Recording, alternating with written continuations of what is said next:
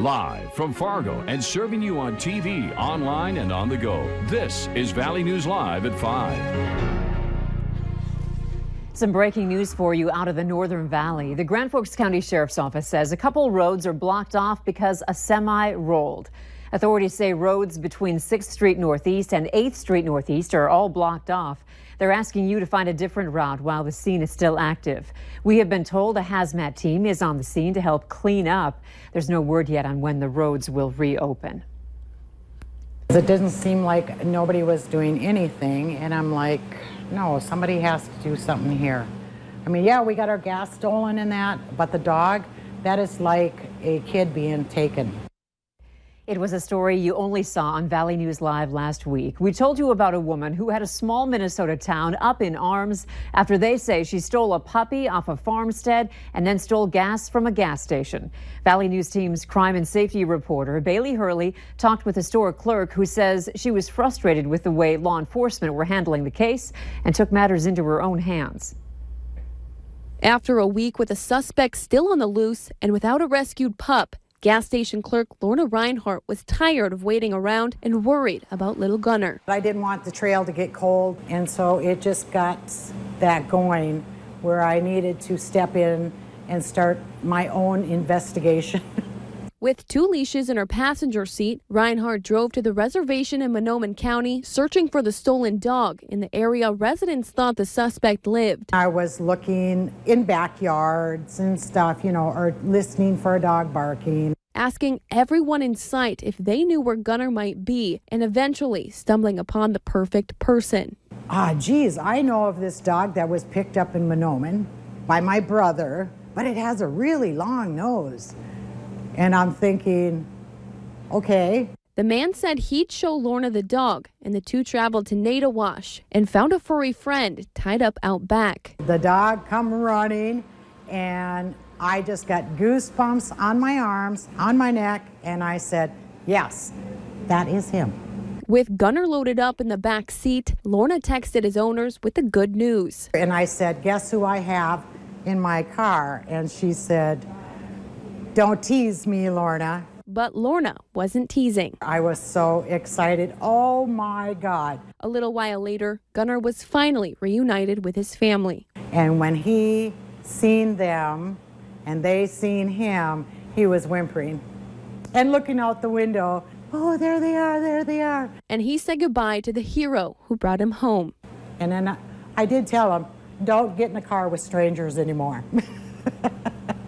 In Pearly, Bailey Hurley. It's a beautiful ending. Valley News Live.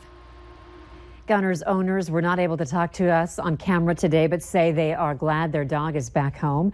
Both the Norman and Mahnomen County Sheriff's Departments say no one has been charged yet and that the investigation is still ongoing. Nice to see the sunshine today, but tonight our temps take a dive. And Hutch, that brings something else our way. It sure does. We have clear skies, and as far as any rainfall goes, the radar may as well be turned off here at the FM area. It's extremely quiet, but there is a chance for some areas to see some frost tonight. A frost advisory for most of northern Minnesota has been issued. Now, if you're in Thief River Falls and Red Lake Falls, you're like, whew, we're lucky. Well, no, that's where there is a freeze warning in effect. We'll have a decent chance at seeing freezing temperatures in these dry areas of northwest Minnesota. This evening, temperatures will already slip down by the midnight hour into the 40s here in the FM area. We should stay free of the freezing temperatures here, but anyone in the Northern Valley will be mid-40s by the time we get to bedtime tonight. And there'll be a chance of some frost that could touch your potted plants, so you may want to cover or bring those in. Details in your hour-by-hour forecast of a warm-up here in just a few minutes. All right, thanks, Hutch. Justice Lang pleaded not guilty today after being charged with manslaughter and child neglect after her child was found dead. The 25-year-old was found wandering on a road east of Woodworth, North Dakota by a farmer in July. She was taken to a hospital in Fargo while authorities launched a search for her missing 4-month-old baby. His body was found on the edge of a slough after a 2-day search. Lang is being held in the Stutsman County Jail. Minnesota authorities have arrested a woman after finding meth and marijuana in her car. 37-year-old Penny Cantrud is in jail on felony drug charges.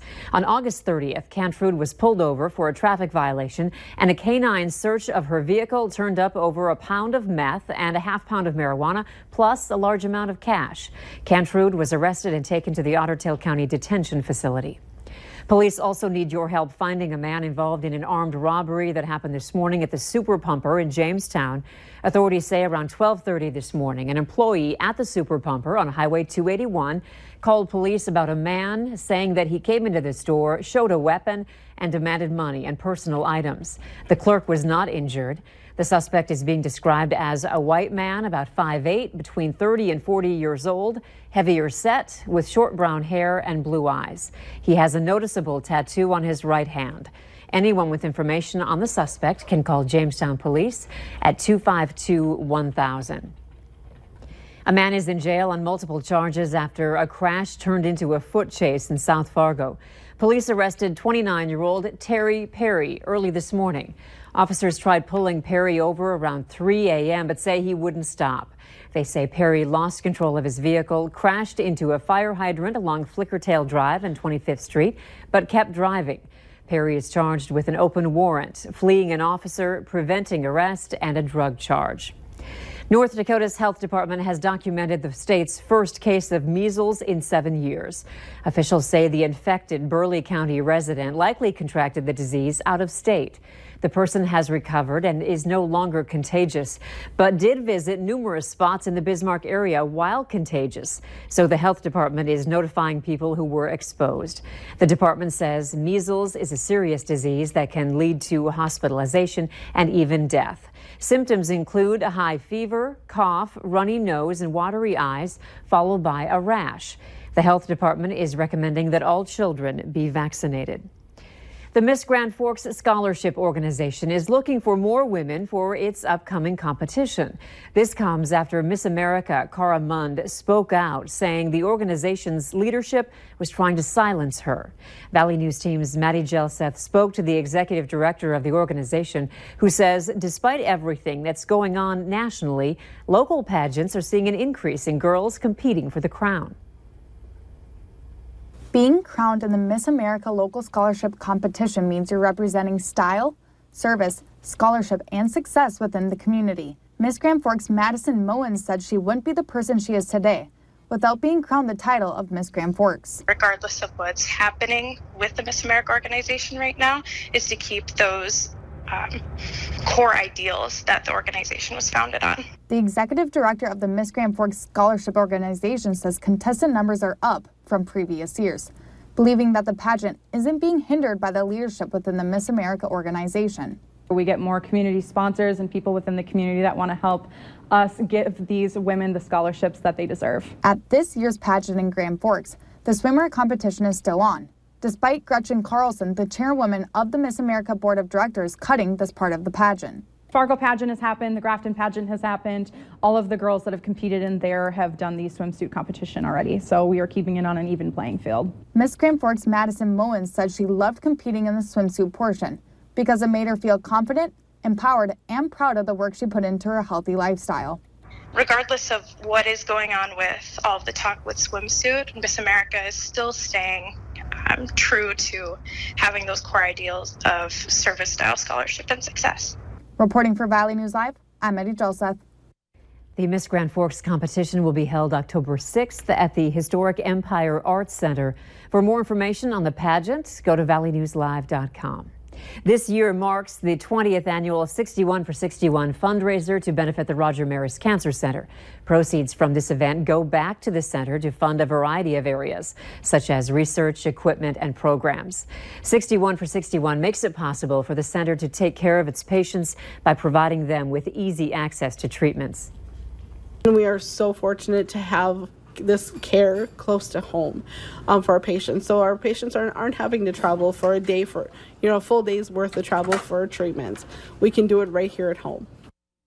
The fundraiser begins this Friday with the 61 for 61 Radiothon, and it wraps up Saturday morning with the Home Run Walk.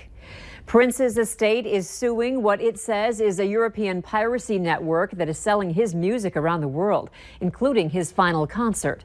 The lawsuit, filed in federal court in Minnesota last week, alleges that defendants in France, Belgium, and the Netherlands are selling unreleased studio recordings and bootlegged recordings of his live performances without permission. The lawsuit seeks $2 million for each trademark violation. We are just 2 days away from President Donald Trump's return visit to Fargo. It's one of a number of visits around the country ahead of the 2018 general election in November.